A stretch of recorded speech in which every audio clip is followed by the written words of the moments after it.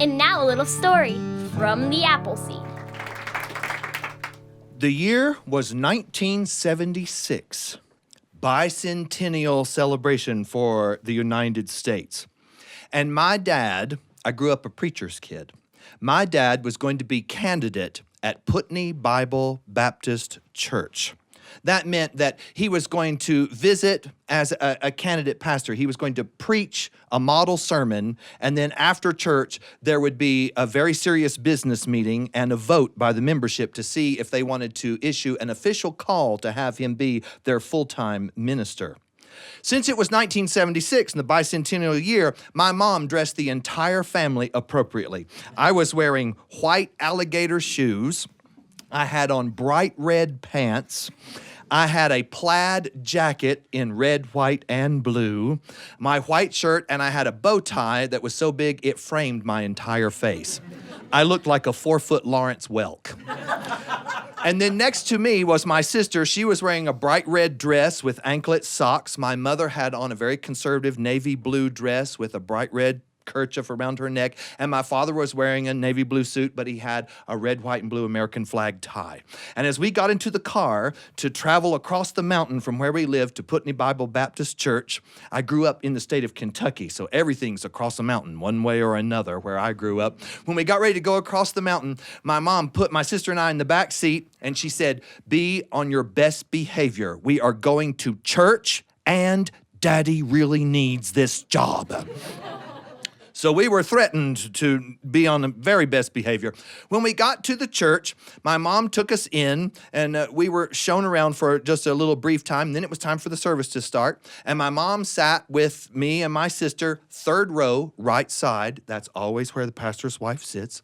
Third row, right side. She sat on the aisle. I sat in the pew next to my mom. Next to me was my sister. And next to my sister was her son, Tom Jr. Now, I was 6 years old. My sister was 4 years old, but she was already a mommy. When she was a little girl, you would ask her, "What do you want to be when you grow up?" And she always said the same thing, "I want to be a mommy." By the time she was 10, she had 100 children because she was a doll collector. And she had all kinds of dolls. She didn't like Barbie dolls. She liked big, hard rubber baby dolls. So currently, she was the mother of Tom Jr. He was this big doll. He didn't do anything. His hair was painted on. His eyes didn't roll around in his head. He didn't go wet or anything like that. All he did was you could just grab him by the stiff legs and bend him out straight and stand him up, or then you could bend him and sit him down. That's all that he did. And he had a big hole in his right hand because we had accidentally closed his hand in the car door once, and it chopped all of his fingers off. And so she would just put Band-Aids over the holes and say, "Don't make fun of Tom Jr., he's handicapped." So she had Tom Jr. sitting next to her in the pew at Putney Bible Baptist Church, and she was a very good mommy. My dad, being a preacher, he knew the man who ran the local Bible bookstore, and he'd given him a sample New Testament. My dad had the store emboss Tom Jr.'s name in gold down on the front of the Bible, so she had that for Tom Jr. She had a diaper bag. We had a friend who was an obstetrics nurse, and she would give my sister all kinds of samples from the obstetrics unit at the hospital. She had bottles and little diapers for Tom Jr. She would sit there next to Tom Jr., open the Bible for him, point to the passage my dad was preaching from, hold the hymn book for him. And about halfway through my dad's sermon, my sister would poke that doll and say, "I said, be quiet." She was quite the show. Well, on this particular momentous occasion, my dad was preaching away, and I saw my sister bouncing in her seat, and I realized, oh, Tom Jr. has to go to the bathroom. Well, when we had been shown around the facilities just before the service, I noted where the bathrooms were located. It was a little country church, and you went down the aisle. In the back of the church, there was just the tiniest entry area, and in that space, there were 14 stairs that went way down to a basement. Then you walked back the entire length of the basement where there was a little one-holer tucked away basically right underneath the pulpit where my daddy was preaching. And my sister looked at me, and I whispered to her where the bathroom was, and she grabbed Tom Jr. by the hand, and not to disturb my mother, she just slipped out the opposite side of the pew and went out the back of the church, and I heard Tom Jr.'s head clunking on every step as she went down the 14 stairs into the basement, and then eventually I heard the door to the bathroom latch. There was a sign over the toilet in that little bathroom that had been hand-printed, and it said, "Do not flush during sermon." Because if you did, all the water rushing through the pipes, everybody knew exactly where you were. Well, she went in there, and I thought everything was taken care of. My sister has always been very independent, and she could handle herself in the bathroom, but she was only 4 years old, and she couldn't finish the paperwork.